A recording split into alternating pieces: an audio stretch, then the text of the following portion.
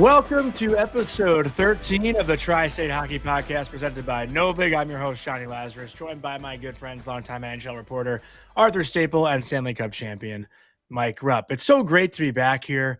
All three teams losers this week, so we're all on the same page. Usually two of us are happy, one of us is sad, or we're all happy, but this is the first time I feel like in quite some time where the three of us might be a little frustrated. What? You're not frustrated? You're happy? I'm so happy. What do you think? Look at that. Why? We're back, dude. What are you talking about? We're back. Of course he's happy. You think you're back? You think the Devils are back? Yes, we are back. And I know, listen, they lost to the Buffalo Sabres, but the Buffalo Sabres are the hottest team in the NHL right now, man. I'm so pumped to be rocking the hat today because the boys are back. We'll get to that a little bit, what that looks like. But I don't know, man. I just think that even though they lost, the Devs are showing that they're going to be back here because they're getting healthy. Well, I will say in that game, and we'll probably start Islanders in today's show, then we'll go Devils, and then we're going to load up on Rangers because I believe we have 4 voicemails, and all 4 are from Ranger fans. So we'll save the Ranger stuff for the back end. I don't want Ranger fans to be listening to this and go, why won't you talk about us? So let's start. I mean, we just kind of talked about Devils, but let's start Islanders, right? Because is that okay? Do you guys want to get any quick Devil thought out before we go Islanders? Yeah, I just want to get the thought out that we made a bet. We should probably talk about that. Oh, yes, we should. We should. Good Johnny, job. tell the world this what is we're doing here. Yes, go ahead, Johnny. Well, did we decide what we're doing? Like, is it money? Is it like I don't know because every time one of your guys' teams loses, I'm the only one that sorry, Arthur, you and I have stayed the course, dude. We're like, this is what it is. And Johnny's like, I'm pretty sure it's not. And Vic's like, I don't know. We didn't execute the deal. No, man, we said we're betting that all 4 of our teams, Toronto being Vic's team, who's going to what be the best? We have the best record. Points. Is that what it is? Just finish most points. Season. Yeah. Yeah. So the Devils, Islanders, Leafs, and Rangers, whichever team finishes with the most points will win the bet. Rupper has the Devils, Arthur has the Islanders, I have the Rangers, and Vic, just because we love Vic, has the Leafs, even though they're not a part of the tri-state area. That said, I guess maybe the 3 losers will pay for the winner's meal or something. They'll get a meal that. We didn't. Yeah, I guess we didn't come up with terms. No terms. That's what I'm saying. There's no. That's what I'm saying. We didn't come up with anything. So maybe we'll lock in the bet and we'll take our listeners' suggestions. So if you listen to our show, leave a comment in the YouTube chat and we'll pick the best one. And Vic has already conceded really with the Leafs. So I think it's kind of a 3-horse race at this point. So yeah. Really probably a 2-horse race, but still plenty. I'll hang on to some hope. With that, let's talk Islanders. Probably their worst stretch in quite some time, losing to Vancouver and losing to Buffalo. I didn't see the Vancouver game, full transparency, but in the Buffalo game, Arthur, like as bad as they played at the start, like why I like the Islanders this year, why I enjoy watching them, why I think they're a good team and a playoff team is because when they didn't have their best, they clawed their way back in and got a point. And good teams find a way to do that. And the Islanders have continuously showed that they're a good team despite this week's outcome in their games. No? Yeah. And you look at the 4 games, even if you include last weekend's shootout win over Tampa, where they got a couple quick goals and then just hung on for dear life. Those are the full 4 games they've played without Bo Horvat. And you'd assume the guy with 19 goals, who's far and away their offensive leader, him being out, they're going to miss him, and especially going to miss him on the offensive side. But the worrisome part to me, really from kind of the whole Vancouver game, which was a dud. A lot of the Detroit game, they didn't generate a ton, even though they were tied late. And the Buffalo game, up until probably about the time that maybe a couple minutes before Matthew Barzal scored to get them on the board when it was 2-0 in the second period, they just don't generate enough, And I think some of that is either teams figuring out Matthew Schaefer or him maybe hitting a little bit of a wall, which you'd expect this time of year for a kid his age, playing the minutes that he is, lack of playing time that he had all as a 17-year-old before the draft. It all makes sense. So they can't really just rely on him to do everything that they need to get done. I think now you're seeing where some of the fans are getting a little antsy. We talked about it last time, whether there's guys out there, you saw Mason Marchment go from Seattle to Columbus. That was maybe a guy who could have been a bit of a spark plug. Kiefer Sherwood, who's been talked about a lot, had a hat trick in the game that Vancouver won at UBS Arena. He's a guy that's on a lot of teams' radars. So now you're starting to see an Islander team that's got some good depth, but when they're not producing, suddenly it's like, is there a guy outside of Horvat, outside of Barzal, who's been really good in Horvat's absence? Is there another guy that can really pick this team up and be, and be a force offensively? Emil Heineman scored a big goal against Buffalo, but there's not a lot of creators. There's not a lot of self-generating offensive guys on this roster, and it's really showed in a negative way in this last week. But didn't we know that?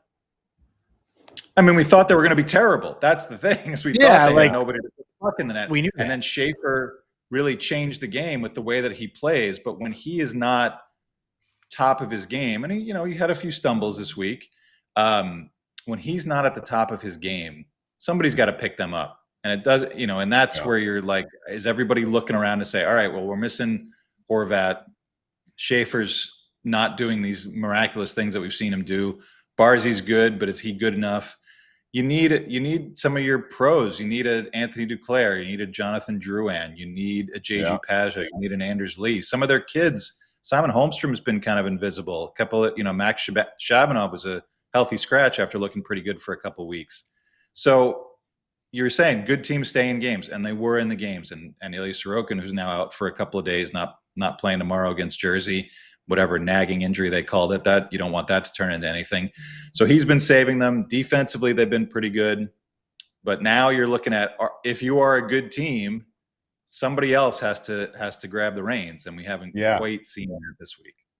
That's where it's at for me, because we've seen through different stretches. So Bo Horvat has been the driver of offense and been that consistent goal scorer for this team. Without him, you automatically are going to look to Matt Barzal. We've talked about him on here a lot. There's a lot of nights where he's the best player on the ice, but it doesn't happen every single night, because that's hard for any NHL player to do on a consistent basis like that. So I don't know where you guys are at on Heineman. He gets a couple goals in the last number of games, but he was hot at the beginning of the year. Then he kind of chilled a little bit, and he kind of got it going. But through different stages of the season so far, you see certain guys stepping up. And that's, to your point, I agree fully that you just need, you need to have a Duclair game. You need to have a Pajot game. You need to have just a shutdown game, and maybe just to get that shutout 1-0 game. You need to have certain moments where other players step up, and I think that's what great teams do, and kind of offset each other. I mean, just even a week ago, I was just ranting and raving about that fourth line, how good that fourth line was. But you can't just think, all right, that fourth line's going, now we can rely on that team or that line to be a difference maker every single night. I mean, I know we've seen that in the past with Cizikas, Martin, and Clutterbuck, but that usually doesn't happen with fourth line. So yeah, it's about that next guy. Holmstrom, have himself a game, have himself a weekend. And I think that's what's helps you get through moments like this, to get your big dog back, and to really help this team kind of get a little more consistency with winning. Well, I would argue that you said Horvat has been the driver. I think Horvat has been the finisher. Like, Barzal has been the driver, but there's no one now to finish. I really do think Barzal has the offense has flown through Barzal. I really do think that with the Islanders this year, as good as Schaefer's been and as much as Horvat has scored, I really do think it's Barzal that is driving it.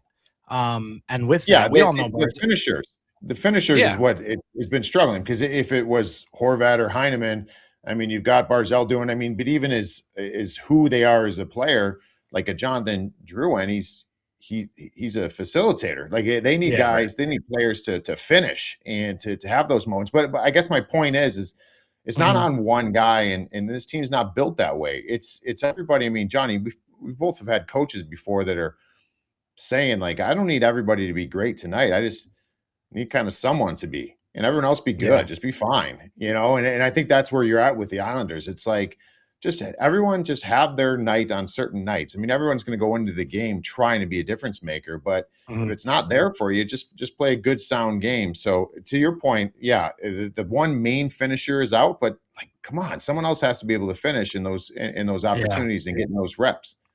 Well, even he himself, though, like I was going to say, Barzal, you find him in Buffalo. I think he scored that goal, like, right at the net mouth, right? Like, I think he's kind of going to the blue paint, which is something he doesn't normally do.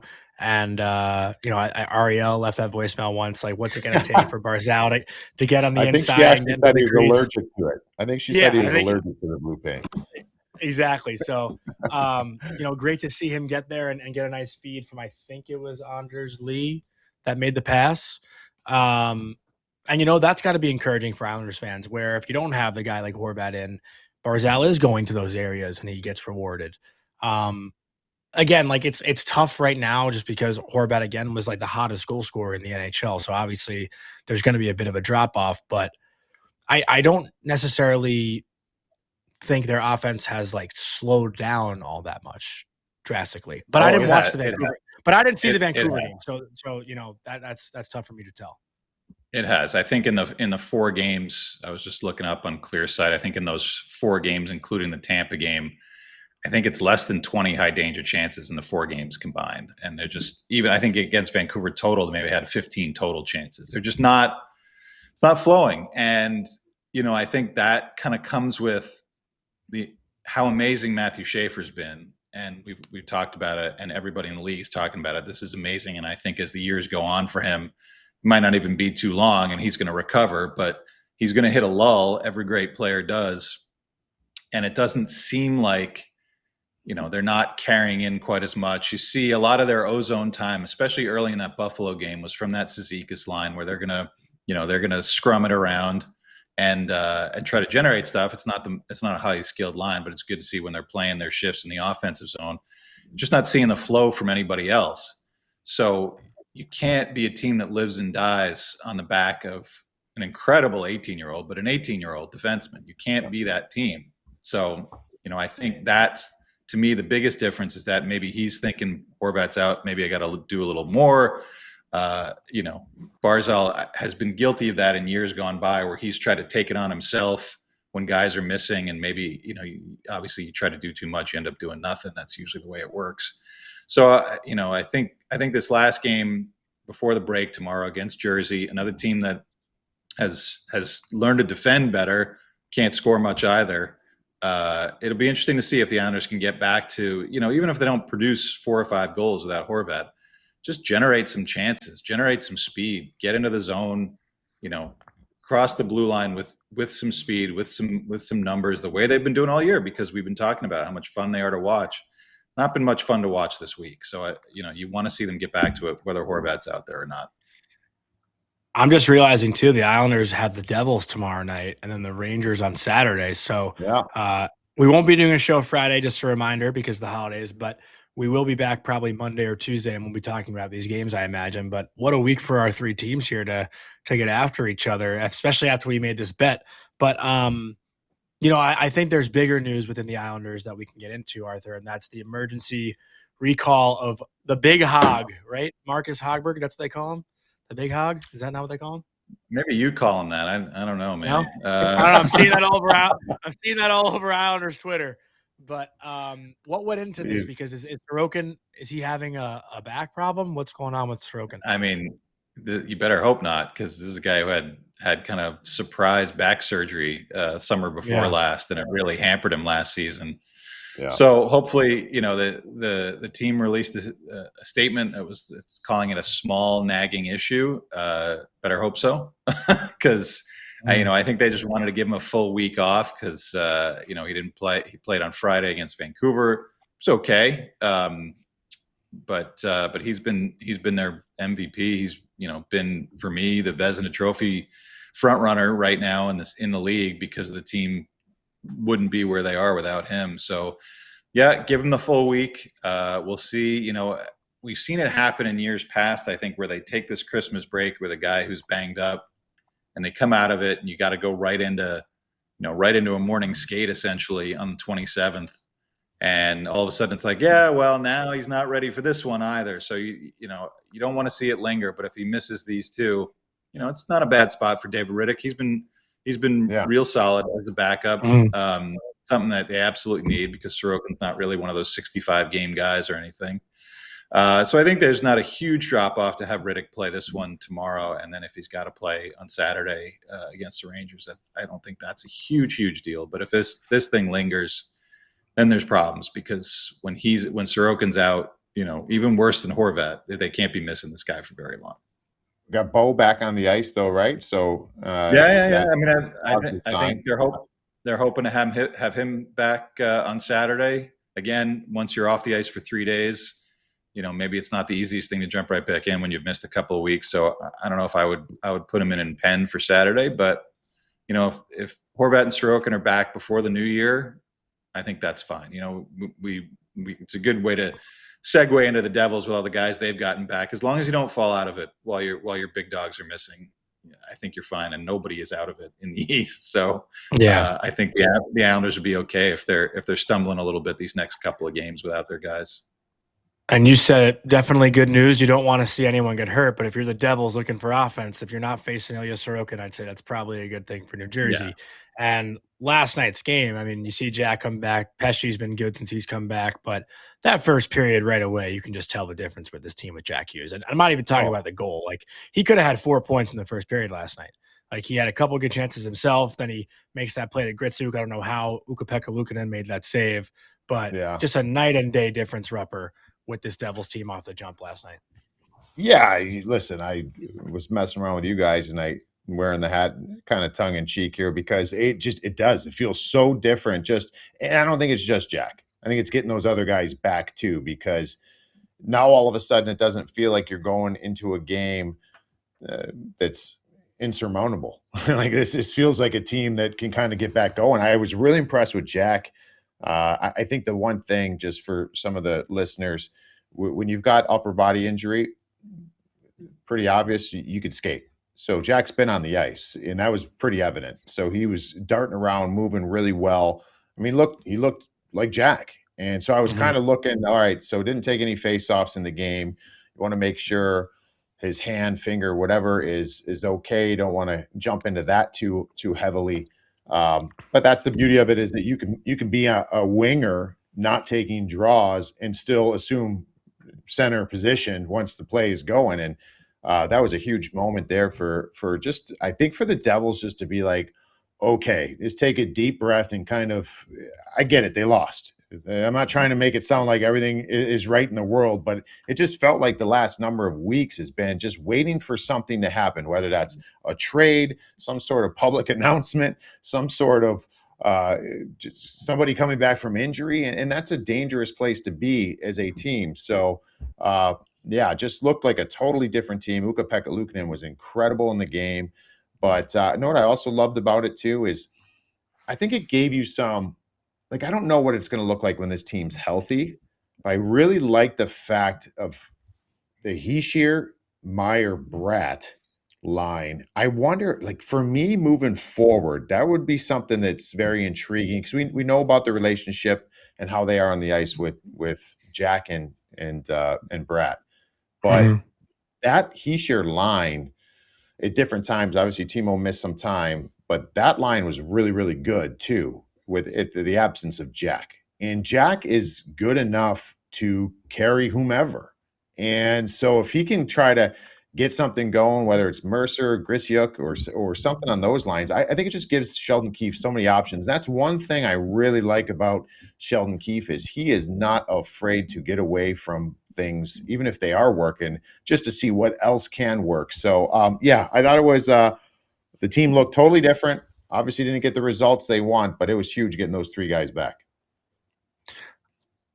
Arthur, anything from you on the Devils in that game last night, or just in general?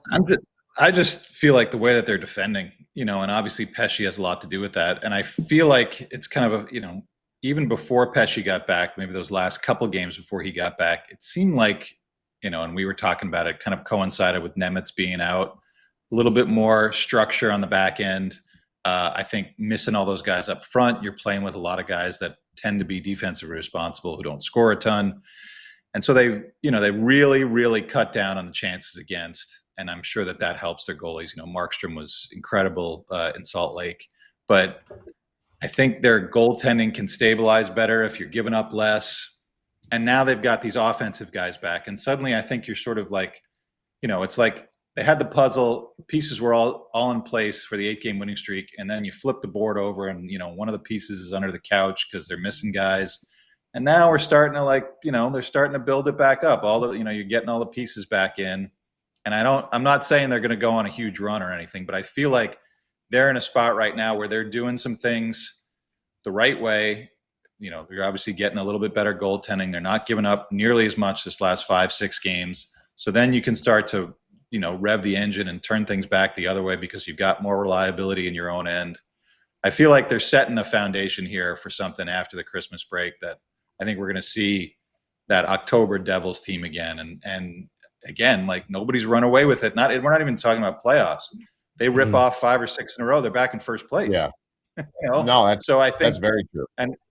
And to think of all the ways that Devils Twitter was in full blown panic mode, especially after Quinn got moved and it didn't end up being there, and fire Fitzy and all this stuff. It's like, I think this team it's not a short leap to get back to exactly where they were started the season, which was a team that we thought was a Stanley Cup, a legitimate team that could come out of the East.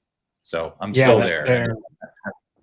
So I just a couple things that I'd love just to tag on that, and I'd be done with the Devils unless you guys had more to say on them. But like to your point, here's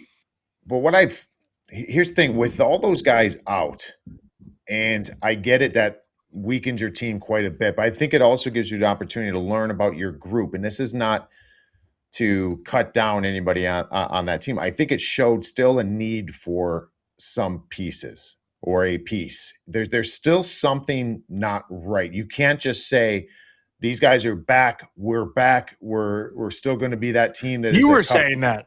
Huh? Yeah. You were the one saying that. No, they're back being themselves. But I said it in one of our first pods we did. Yeah. I think they are a very, very good team. I think they can compete for the top of this Metro division, but I am not putting the contender label on them yet because I just don't think they're to that level. And maybe that's because there's teams like maybe Dallas and Colorado ruin that for everybody. Because if you're going to, comparatively speaking, nobody is a contender. It's like those two guys. But I think even in the East, if we want to keep it in the East, Tampa, I still think the Florida Panthers. I don't have Washington as a contender. They're a very good team, kind of like I view the Devils.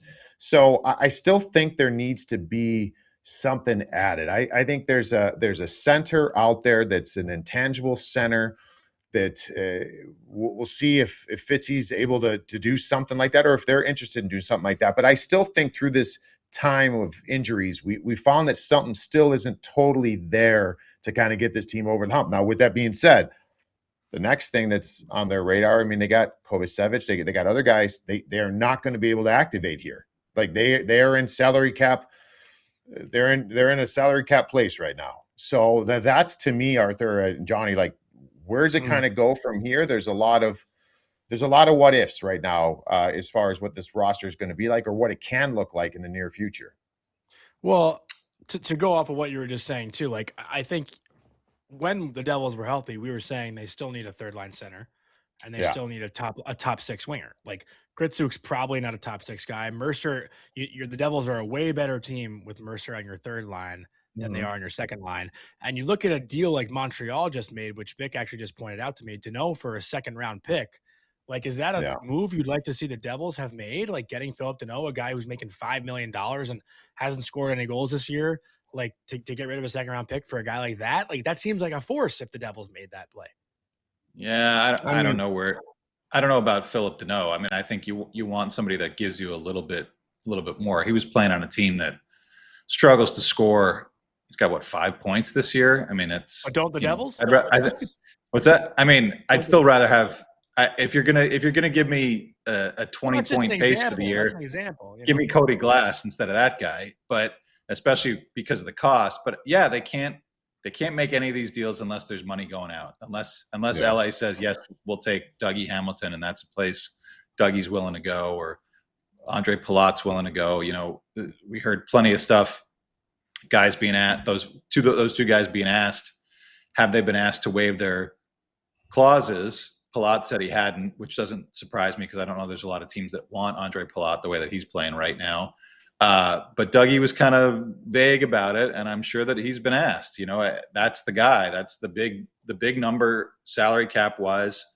And if you have a healthy Nemitz and you have Brett Pesce and you have Kovacevic, do you need Dougie Hamilton to be successful? That's a question that you can't really ask it in a vacuum because of the contract. And if you want to make a move, you have to be able to shed some salary. So it's kind of a little bit unfair to Dougie right now. But I would guess for Fitz, the answer is yeah, we can be competitive. We can be a contender without Dougie Hamilton in this group of six. And we'll see if there's a place that he can find for him to land before the deadline so they can bring somebody in.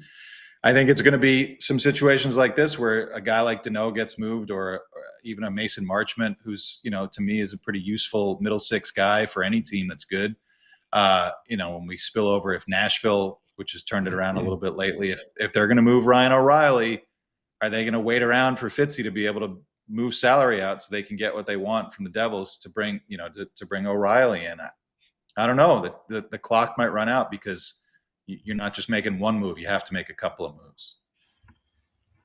I always like the reunion concepts, and we just saw Deneau being reunited with Montreal, and it actually just made me think of Palat going back to Tampa.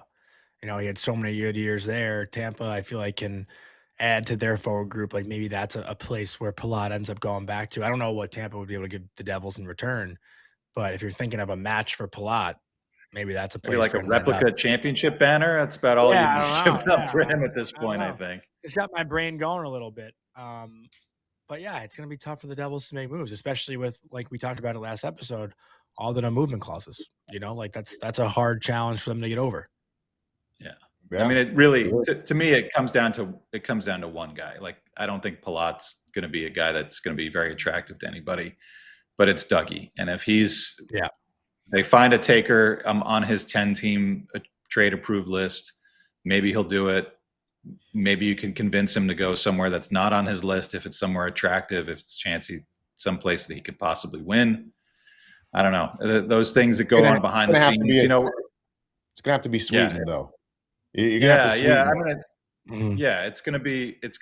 It's tough. I think, yes, Fitzy put himself in this spot with the no move clauses. And we talked about that plenty, that sometimes when you're in a smaller market, you're not the most attractive free agent destination. You got to make it worth people's while to come, but you got to figure out a way to get out of it to be able to make the changes you want to make. And I just don't know if they'll be able to in the time that they have. And obviously, March feels like a long way off, but it's going to come up quick because there's so many games and you're not going to be able to stay healthy and all this other stuff. And guys are going to get moved elsewhere. So it'll be interesting to see how it goes on the other side of this, this holiday freeze that we're in right now. I know it might not be big news to you guys, but I don't know if we can call the Devils a small market anymore when you got Livy Dunn and Tate McRae showing up to the games. It's a pretty big deal. I don't know if that means anything for you guys. It's a big deal for your demo. Yeah, that's the Johnny demo right there. That's not small market shit right there. That's the good stuff. And I guess Paul Skeens was there too, which is pretty cool. But any other thoughts on the Devils? Honorable mention, Paul Skeens. I think that's – let's move over to the Rangers. Arthur, do you want to rip me first, or you want to play a voicemail? Boy, that's a tough call. Let's play a voicemail first. Maybe do it both. We can rip them first. We'll do both. But I want to hear what our callers have to say before I tell you what I think of Johnny right now. Okay, let's get into our first voicemail. Vic, cue it up. Hey guys, before I ask my question, I just wanted to preface it with this. In 2020, I moved in with my girlfriend, now wife. And when we moved in together, it was kind of like, all right, like we're watching the Rangers most nights. And I've been very lucky over the years. She's learned the players, she's learned the team. She enjoys the game. When I'm not home, she'll turn the game on and watch the game. I've been very lucky. And before the Nashville game, I turned to her and I said, "Hey, JT Miller's out."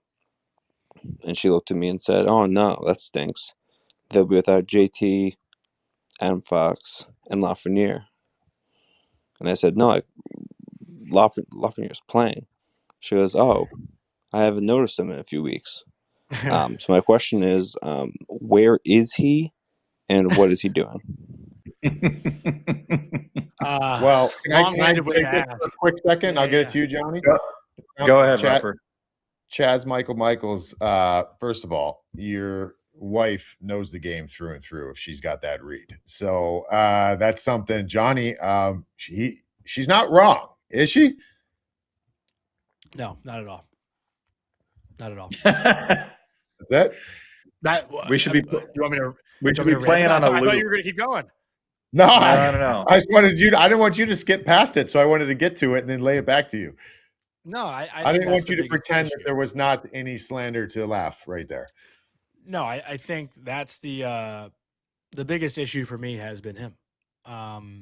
You look at the Rangers who are struggling for offense. You're looking for guys to be playmakers and to have a big impact on the game. Guys that can take over, guys that can dominate. And I watch the Rangers forwards and I watch the Rangers as a collective 5-man unit. Here's the biggest thing for me. When I watch the teams like Colorado, Minnesota, even Vegas, New Jersey when they're healthy, the Islanders when they're healthy, their 5-man unit, when they're playing offense in the offensive zone, all 5 guys are constantly moving. Like you see the forward climb the wall. You see the D cut in the middle. You see the D below the goal line. The Rangers aren't playing offense as a 5-man unit. So they're getting chances. They're throwing pucks to the net, and then the other team's coming down the other way.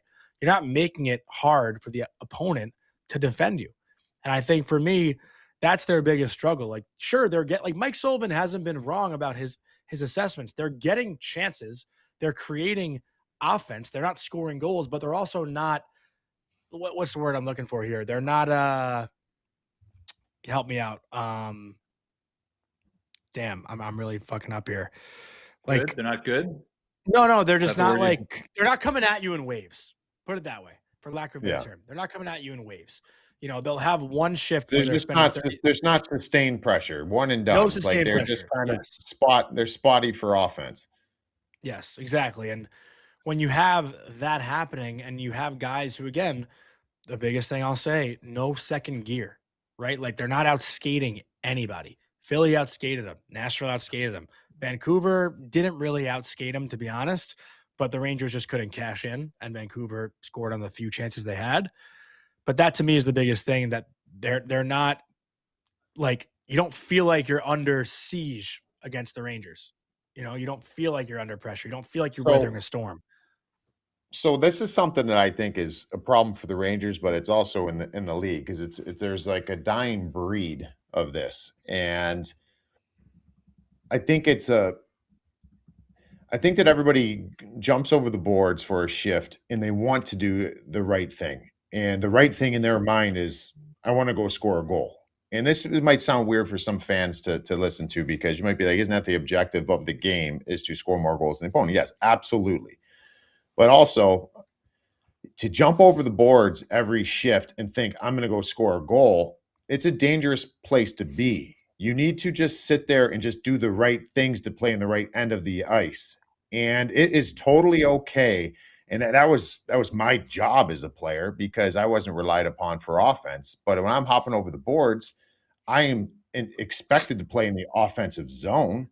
We might not even attempt to take a shot or take it to the net, but just good long shifts, playing in the other end. Like those things, when you can really hem a team in, like that's the momentum swings of a hockey game that the Rangers lack at times. And sure, they might have it in seconds and from time to time, but the fact that they're not rolling lines with that same objective. And it's okay to have a first line that goes out there, plays in the offensive zone, and never gets a sniff of a shot on net.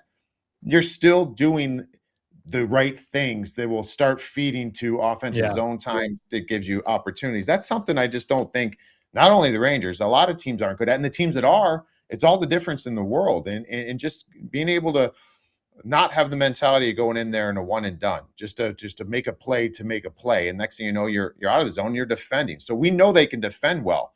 I think we know that because they don't jump to the offense and play long shifts in the offensive zone very much.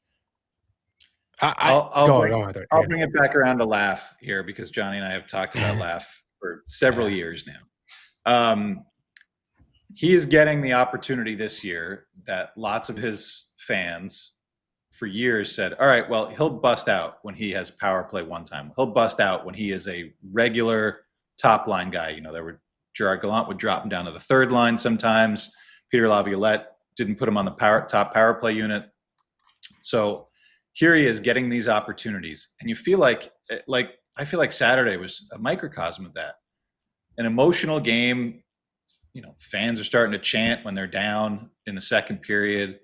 Brennan Othman shows more balls, misguided for sure, but more balls than half of the Rangers have shown. He gets blown up by Delorier, gets up, drops his gloves immediately. Instant regret because Delorier is just feeding him right after right, and Matt Rempe's standing there and can't do anything because of his thumb. Mm-hmm. It's just a worst case scenario, but good on Brennan. Well, there's nothing he could have even done. Like Othman started teeing. I know. What he could have done is not dropped his gloves before he turned around and saw who it was. But no, I'm saying Rempe. What was Rempe supposed to do there? No, I know. I mean, Rempe. I think if Rempe's feeling okay, he's going to get in there and at least pull this maniac off of his kid. Everybody was just kind of like saying like, "Oh gosh, this is terrible," and Othman initiated it, so there's nothing you can do. But I think about those high highs in that game where they're scoring goals, and Laf is on the ice. He's on the ice with Panarin. He's on the ice when Zibanejad scores the tying goal. He's not involved in any of it. He's not a guy that's in the middle of any of it. And sometimes you don't get the points. I get it. If you're out there with the big scorers, you could be the guy that makes the play, and then 3 passes later it goes in the net. You don't seemingly get any credit for it. But you have to. I just feel like I can't think of a highlight this year, or even too many last year, where he is in the center of things. He's initiating. He's causing a disruption. He's doing whatever you need to do as a guy who's playing on the top line or in the top 6 or on the first power play unit to make things happen. And it just feels like he's a spectator a lot of the time. And it's a problem. He is, and leave aside the number 1 overall pick, he's a guy who was a magnificent scorer as an amateur player. He's had incredible moments. And you think of the highlights of the last few years, the fucking goal against Florida in the conference final, like the one where he just undresses 2 defensemen and beats Bob. Like, the Rangers have maybe 2 or 3 other highlights like that in the last 5 years. And you're like, that's the guy.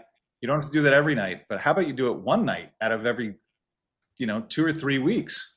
And it's just, it's shocking to me that a guy with his skill set and his size and his ability that he has shown to not just be a skilled player, but be a shit disturber, to get in people's faces, to be physical. We don't see it anymore. And he's still a young guy, and I know we can keep waiting, and there's really no other options because he signed for so long. But man, I'm with you, Chaz and Mrs. Chaz. Where did this guy go? And you hate to keep coming back to it. And I've been ripped plenty in my time covering him for singling him out, but there's a reason, because what's inside there, and I just haven't seen it. If I was a huge Ranger fan, I'd be fucking infuriated by it for sure. Yeah. That to me has been the biggest frustration. Rupper, I feel like you want to say something. I don't want you to hold it in. You have a look on your face that's telling me you want to say something. No. I'm good. I mean, I just think that this is, again, I don't want to make it always about that, because at the end of the day, like,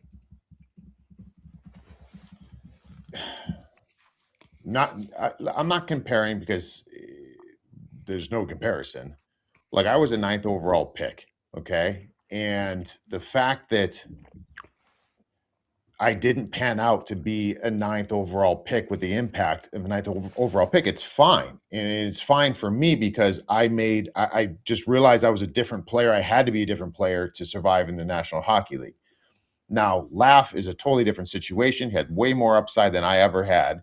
He's a 1st overall pick. And it is okay if Laf is not a 1st overall pick like some of these guys. I mean, even if you want to go to Nico Hischier, which I know that Ranger fans will go nuts on. I mean, he's impactful. He is a very valuable player.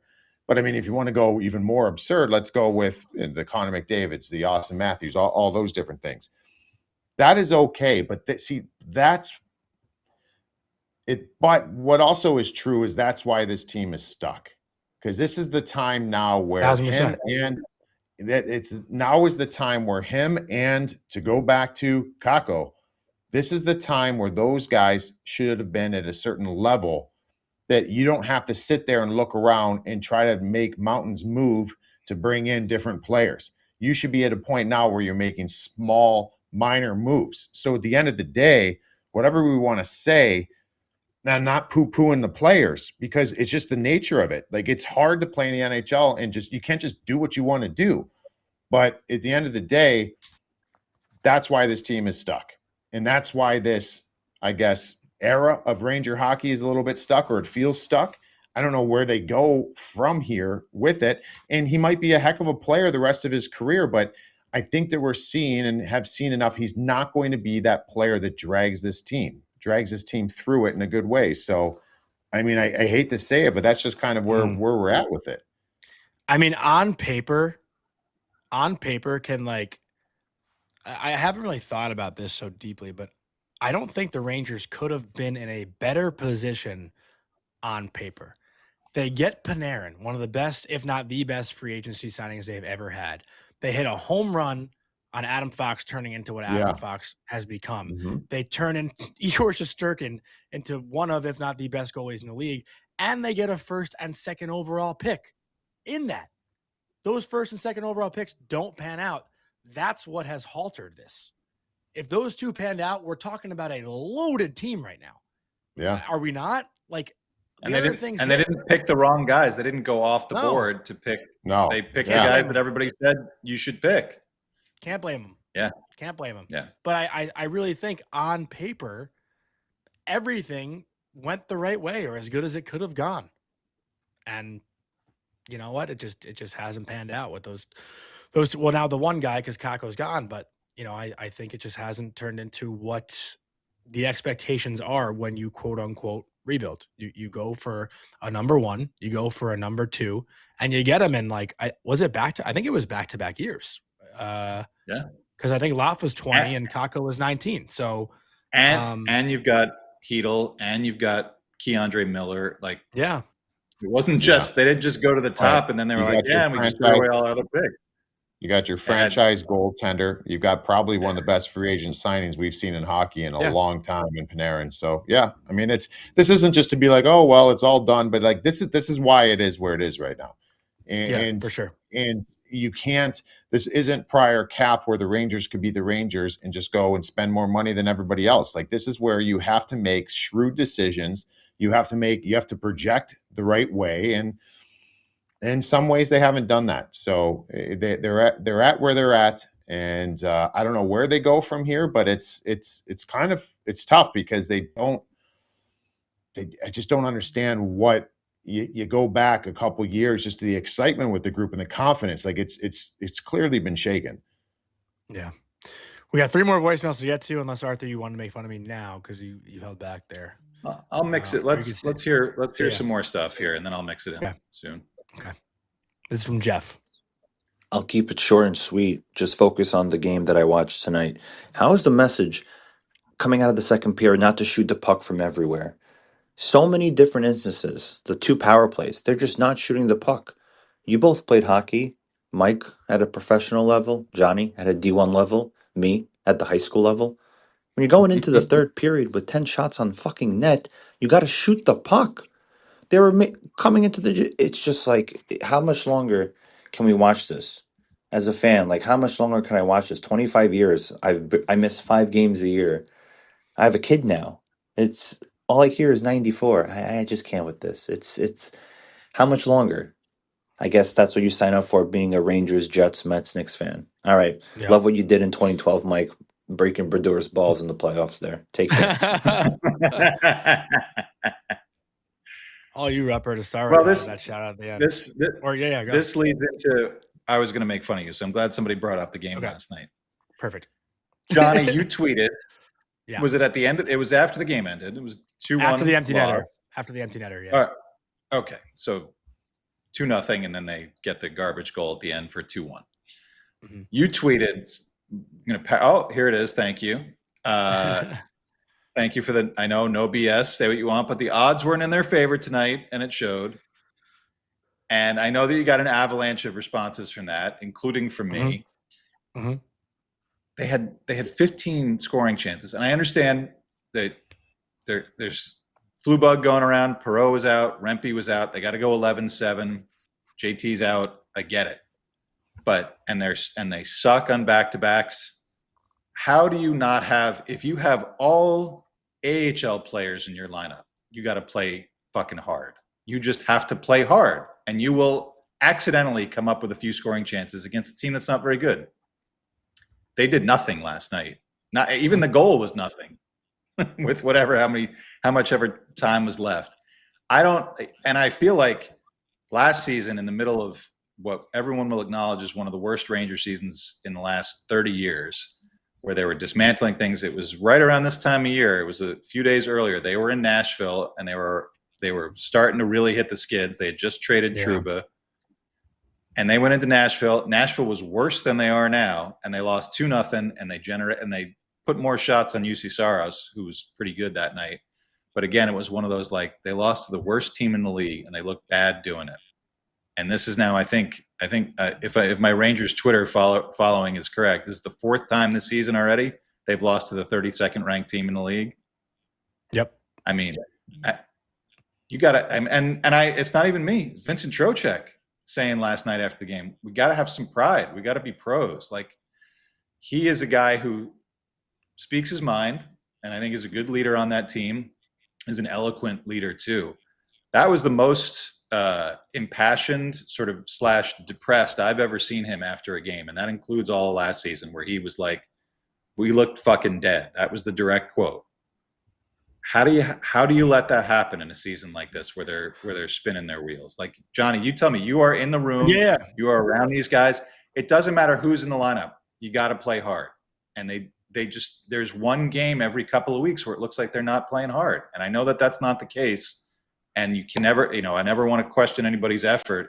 Everybody can look the way that they look, but whether it's the body language on the bench or the way that they're engaging on the ice or not engaging, I don't know, man. There's so many red flags around this team, the way that they played, and we're not even halfway through the season. It's really, I feel for Jeff, and I feel for Jeff's kid, because you know how it is when you are indoctrinating your kid into becoming a fan of your team, and it's not going well. So I don't know, man.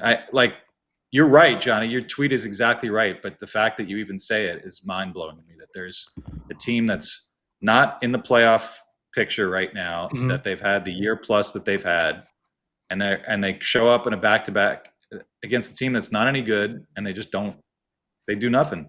2 high danger chances all game. It's unbelievable to me, really. Go, Robert. No, go ahead. Answer. You can answer, Arthur. Well, I might have a little rant. I'm gonna have a little rant here. So, I mean, if you want to chime in, because I'm putting my thoughts together here on that one. I got a lot of thoughts going through my mind on what Arthur just said. Do you want to say something? Yeah, I was just gonna say, like, when you're saying that, Arthur, like, what comes to my mind, this doesn't help anybody right now, but this is what I loved about being a role-playing player. We joke about it all the time. Guys would always talk about it, whether you're playing junior hockey, or playing in the American League, playing in the NHL, is we had this easy way to always stay above things as far as when the shit was about to hit the fan with the team. And what I mean by that is, if you went out and you had a shitty effort as a team and no one was feeling it, the effort wasn't there, I knew if I just go out, and this is old school, and this could be, people will say, oh, that's dinosaur hockey. It is whatever. Just hang with me here for a second. I can go out there and just drop my gloves and just wail on someone for a minute. And then at the end of the day, the narrative was like, well, look, at least he showed up physically. So that was always something that we could lean into. And we did all the time. Guys would do that from junior hockey on, because at the end of the day, I'm willing to get punched in the face just to show, like, this isn't good enough. I care. You know what I mean? Yeah. And it was kind of bullshit, because I always felt like the skilled guys never had the luxury of that, because they get measured differently. How are they supposed to show their heart? They show their heart by scoring goals. Well, it's a lot easier for me to drop my gloves and just go and grab a guy and start fighting them than it is for, oh, I'm just going to put this puck in the net.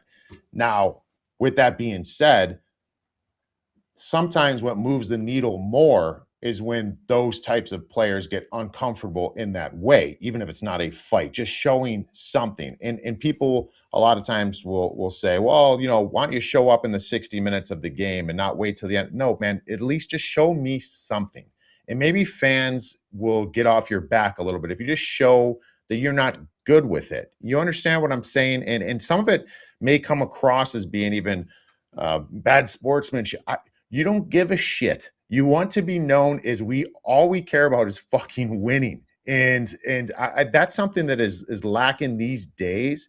And I'm not saying it's got to go back, because it's never going to go back to the fighting days of whatever. But I think at the end of the day, it's always about just get uncomfortable, man. Just get uncomfortable for each other, whatever that means.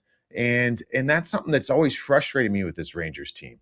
That's why I thought it was so important to go get JT Miller. And JT Miller comes here, and there's plenty of times where he's a culprit of that too. So I don't understand what it is about this organization, this franchise, but it's almost like, I don't know. It's almost like there's this coolness factor because we're on the New York Rangers. Like, fuck that. Like, start getting pissy with each other, start getting pissy with the opponent. And then when you have games like that, and they're going to happen, you're going to not show up and you're going to have moments.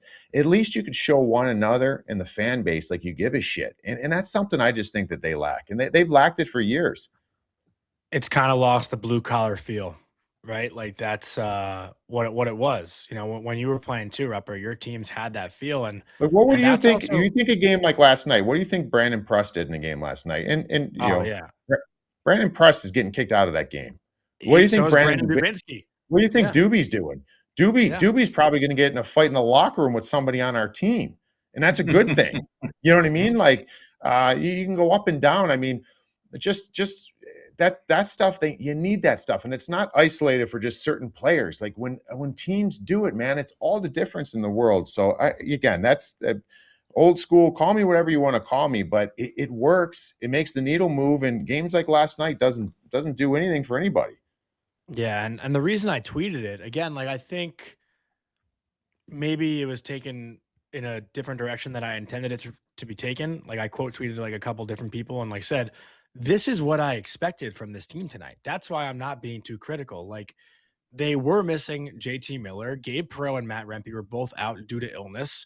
Adam Fox is still missing. They're playing their third game in 4 nights, their fourth game in 6 nights. What have they shown us all year that made you think there would be a different outcome in last night's game? And every time the Rangers play a game and let's say the backup goalie is starting for the other team, as soon as I tweet, oh, Artur Shilovs is starting for Pittsburgh tonight, Ranger fans, well, we're getting shut out tonight. That's the reaction I get from fans. So I went into last night thinking, okay, the Rangers have every reason to lose this game. If they show me otherwise, yeah, I'll be like, wow, they proved me wrong tonight. And they came out and they fought hard and they won that game. But I knew going in what that result was going to be. Like I was not surprised by that game whatsoever. And that's why I said I'm not going to be overly critical, because I know they say, like I said in the tweet, no bullshit, no excuses. But last night, for a team that does come up with excuses sometimes, they had every excuse in the book to lose that game. They did. And, had they won that game, they probably would have done the no excuse thing. But last night, you just saw a team, again, that struggles on back-to-backs because they're a little bit on the older side. They aren't, like, elite skaters. Like, again, they don't outskate anybody. Like, they're all strong skaters, but they don't have that second gear. Like, I think Noah Laba is the best skater in the forward group by far. And, Noah Laba is the third-line center. You know what I mean? Like, nobody's really the explosive burner that you see on other teams. Like I watched Minnesota versus Colorado last night, and those two teams, they just look different. They're different. Quinn Hughes, Nathan McKinnon, Marty Natchez, Cale Makar, Kirill Kaprizov, Matt Boldy, those guys can wheel around the offensive zone for a minute 15 without looking tired. They can. The Rangers don't have anyone like that. Not one.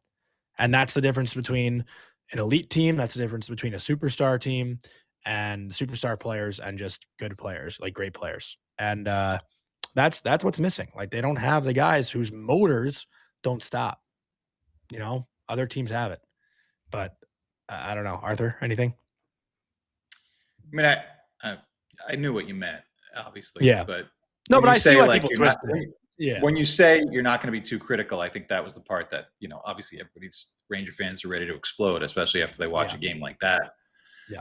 So the fact that you expected it, I think, is the most depressing part of the whole thing, is that you thought nothing other than what actually was going to happen, and you were right. Yeah, I watched this team play every night.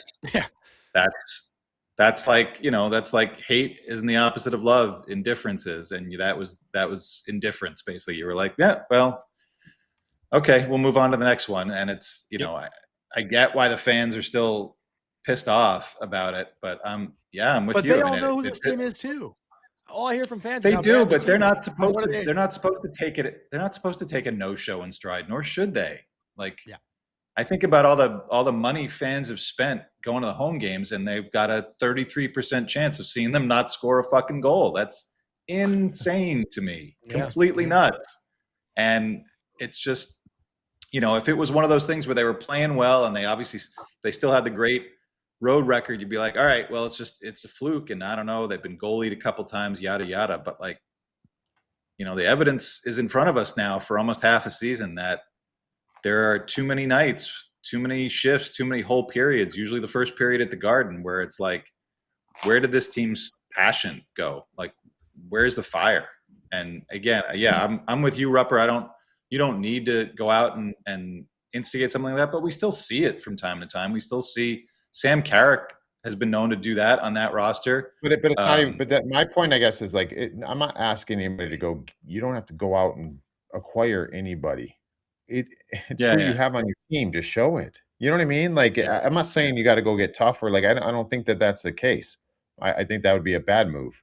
I just show that, like, you're not good with something. You know what I mean?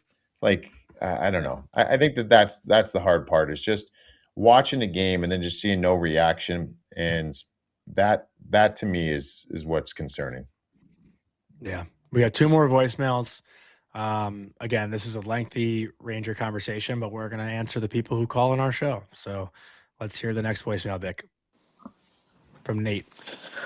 Johnny, regarding the Rangers, this team is purely unwatchable at this point. I think the signs of that this core group has had its time pass by them was pretty obvious last year, but feels like everyone else is finally getting there this year. Beyond the spare parts that are obviously should be moved out the door come trade deadline, and I'm talking the Panarins, I even think Trocheck is a surefire way to really trigger the rebuild. Who are some of the other guys, the young core guys, maybe that the Rangers should be looking to move? Thank you. Well, thanks, Nate. I think it's a lot easier said than done. Again, just because. Well, I think Trocheck has a 12-team no trade, but a lot of these guys have the no moves, no trades, so they got to be open to going the places that the Rangers want to send them, which makes it a little bit more difficult because the players have the leverage, not the team in this sense. But I asked this question this morning on Morning Cup of Hockey. We had Zach Phillips on talking about the Leafs. Like, if I'm handed the keys and I'm the GM of the Rangers right now, I actually don't know what my first move is outside of the obvious trade Panarin, because you don't want to lose him for nothing. Like, to me, that's the obvious. And I think Panarin is probably going to be moved before the Olympic break. Like, that's a prediction. That's not like anything I'm hearing. It's just, I think it makes sense to move on from him now. Like, it doesn't seem like he's going to resign here. So the longer you wait it out, the lower his stock might get. Like, he's playing well, he's scoring goals, his stock's high. If you know you're not keeping him, why are you going to hang on to him? That's what I think with Panarin. But that's what's tough, though. It's not their choice. You know what I mean? Like, that's where it gets tough, like with the no move. So it's like, I would hate to see, again, because I don't love, not to go back into that, but I don't love how that whole Goodrow, Trouba stuff was handled on a lot of fronts. I didn't like how it was handled by fans. I didn't like how it was handled by management. I didn't like how it was handled at all. I would hope that maybe, I'm probably expecting the same thing to be happening if Panarin, like, if he does not want to go anywhere but a team and that doesn't work, buckle up. He's just going to ride this out and go into free agency. And you know what? Good on him. That's in his contract. Like, don't try to shame this guy out. He's given everything he possibly can. So I don't know where it goes, but like that's my only thing here. It's like, yes, if you were the armchair GM today, in theory, yes, moving him would be the best thing because you can get the best return. Mhm. But it's easier said than done. Like that, there's no guarantee that you're even going to be able to move him. Johnny, who would be your I- next move? I know you would just, but Um, give us a surprising one that you'd say, like, you know what? I think they move this guy now. They should move this guy now because X, Y, Z. I mean, for me, like, I'm trying to think of the return, right? Like, you want a good return, so who's Yeah, gonna give you just say a guy that you want off the roster, whether they're a young guy or someone who's signed long term or whatever. I would probably. Now, that's a tough question. Like in an ideal world, you're probably moving on from Mika, right? Like I think, do I like want to see Mika go? I like Mika Zibanejad. Do I think he's the best thing for the Rangers right now? No, but again, full no move. Like I'm trying to be realistic with this, But I think getting rid of Mika and maybe seeing what you can get in return for him again starts that next wave of who this Rangers team is going to be. And Mika is playing well this year, or maybe if they do find a way to do that, a team that's looking to add depth down the middle would take on a contract like his to go for the cup. But Sure. I just don't know if he wants to go, and that's a part of the conversation. You have to keep that in mind to have these conversations be realistic. So for me, like moving on from Mika is probably something that changes the direction of the team. You trade Zibanejad before Trocheck. Well, I think if you trade Trocheck, again, being realistic, you got to keep in mind JT Miller came here because Vinny was a big reason that brought him here. If you trade Trocheck, you just signed JT Miller to that contract, and then we all know how locker rooms reportedly go if JT is not happy. If you trade away his best friend, what the hell happens? What the hell happens then? What I know you got to hurt feelings and ruffle feathers. Are we what operating? the hell happens then? Are we operating under the premise that it would be traded for a rebuild? Is that in the scenario that we're playing? It would be a rebuild, or just to shake it up? What are you getting for him? What are you getting for Trocheck that doesn't make it a rebuild? No, you're I'm not- just saying the most. If and I don't believe management has the appetite to do this. If the fans want a rebuild, tear it down, which we hear callers say a lot. The most obvious one in this world that we're living in this scenario with all the no movement clauses is you got to get rid of the goaltender. Like that is the big, if you're doing a rebuild, he has the full no move clause, so he's got saying that. But that's the move, because what you're going to do any sort of retool, rebuild, try to do whatever, and you're going to have that guy stealing your wins. Like again, it's like it's easy to say a full tear down, but a full tear down, you can't have the best goalie in hockey and do a full tear down. Show me another team that's done a full tear down that has borderline NHL goaltenders. Like they don't. You know what I mean? And that's I don't that's think one of Ranger the fans things. really want the rebuild because they don't have patience for it. I don't Well, think they keep saying get rid of everybody, burn this thing down. Meanwhile, but I all don't the think they insiders truly want that. keep saying they're big game hunting. I don't even know what the fuck that means, but it's considering the landscape now. But whatever. Like let's do the last voicemail. I feel like we've ruined Johnny's afternoon by just shitting on the Rangers for half an hour here. Hockey Film Academy. What's up, John? Joe Slevin here with Hockey Film Academy. I was wondering, being a couple Long Island guys, friendly with Adam Fox, with the dynamite season that he's having, why is he the low man on the totem pole for a lot of these mock rosters coming out for the Olympics? Thanks a lot. That's my buddy Joey Slevin. Shout out to Hockey Film Academy and Joey. Grew up playing with him, heck of a player himself. But yeah, I mean, I think Adam Fox, this is a simple one. He took the biggest hit from Four Nations last year. He struggled in that tournament, but he's had a great bounce back year this year. And the injury obviously is going to play a factor in that. But there are a lot of really good defensemen for Team USA. And a lot of those defensemen have played well. And you got to think about going up against the best of the best. I think Fox is capable of doing it, but other people changed their opinions when they saw what happened last year. And I don't think the season that the team had last year helped either. I think there was a lot of stink around the New York Rangers and their players last year that has, carried over a little bit into this year as well, and that also doesn't help.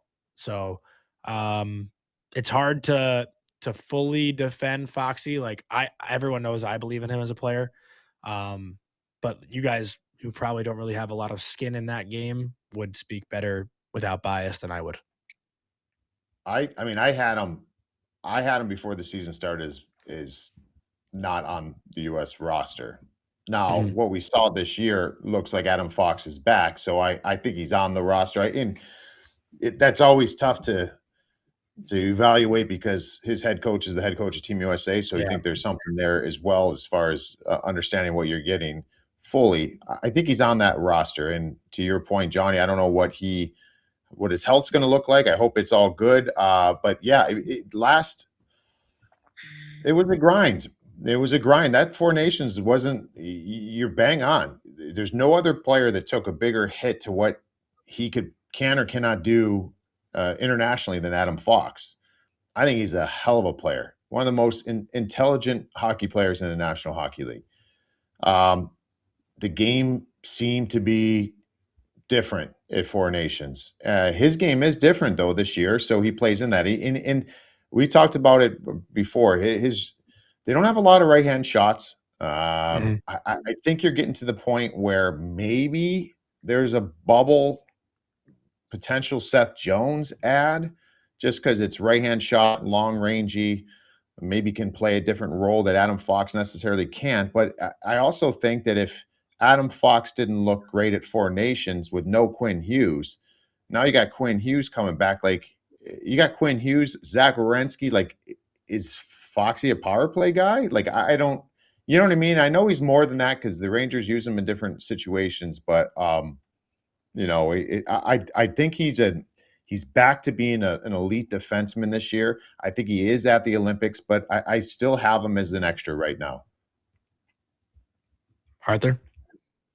I mean, I think, you know, he kind of played his way off of that group, and that was, like you said, it wasn't anything that perceptions changed. Jake Sanderson kind of was there as an injury replacement and ended up playing well enough to kind of take his spot. Are you automatically putting Jake, you know, if you're lining up the righties, like you said, you've got Charlie McAvoy, you've got Brock Faber, you've got Fox, you've got Sanderson, you've got Seth Jones. That's kind of the, like you said, Sanderson's lefty. Sanderson's a lefty. That's right. Yeah. So there's not a lot of righties, and if you want to go left, right, you know, I feel like Fox has a place in that top six. I'd take Fox over Seth Jones as my third pair guy or second power play guy or whatever.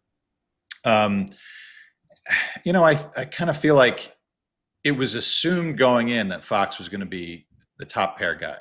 Didn't work out in that short tournament. Guys were revved up. The pace was 1,000,000 miles an hour. And if there's any knock on Foxy's game, it's maybe he's a little too cerebral and not quite as quick trigger, especially now coming off of the knee injury. But like you know, before the shoulder injury, he dispelled all that. He was the best player the Rangers had outside of Shesterkin for the first however many games it was. And they've frankly sucked since he's been out, especially trying to generate from the back end. So, yeah, I mean, I think he belongs there. I don't know where he slots in. I think the Olympic tournament is long enough, and there's enough kind of warm-up games against teams that are not necessarily the caliber of what you saw at Four Nations, where you can, if you're a slow starter, maybe you can ease into it a little bit. But for me, he's in that top six because he's still one of the best right-handed defensemen that the USA could put out there. So I wouldn't call it slander because it's not like it wasn't earned. He had a shitty tournament last year. The team had a terrible season. Everybody was really demoralized, and it kind of came at a bad time. But it's a new season. It's a different kind of tournament in the Olympics. So you know, I'm not fully on board with Joey. You got to give the Long Island love to Foxy, but yeah, I think he's going to be there. If they leave him off this roster, I would be really surprised. Yeah, me too. Any final thoughts, boys, before we wrap up today's show and the show for the week, I guess? All I will say before we get into Novig is hope everyone has a wonderful Christmas. We got the World Juniors starting. A lot of things to look forward to with the holiday season here, and we won't talk to you until next Monday after the Islanders and Devils play, after the Rangers and Islanders play. So it'll be a loaded episode next Monday. But before we get going, just a quick word from our sponsor, Novig, the future of sports betting. On Novig, you play against other real users, not the house, and it's the only commission-free exchange. So you keep every dollar you win, you'll get better odds than traditional sportsbooks, meaning you're 10 times more likely to win in the long run. Choose the best odds or offer your own. Trade Novig coins for fun or Novig cash to win real prizes. Sign up with the code DailyFaceoff in all caps to get $50 in Novig coins when you spend $5 on your first purchase. Available in most states. You must be 21 or older to play. And the betting odds for the Islanders and the Devils. Right now, the Devils are minus 113 going up against a Sorokin-less New York Islanders squad. We'll take the Devils all day in that game with Jack Hughes back. So that's going to be the bet for Novig. That's going to wrap up episode 13. Love you guys and talk to you next week. Hope you enjoyed that video, and if you want to see some more Tri-State hockey content, don't forget to leave a like and comment on the video below, and also subscribe to the Daily Faceoff YouTube channel.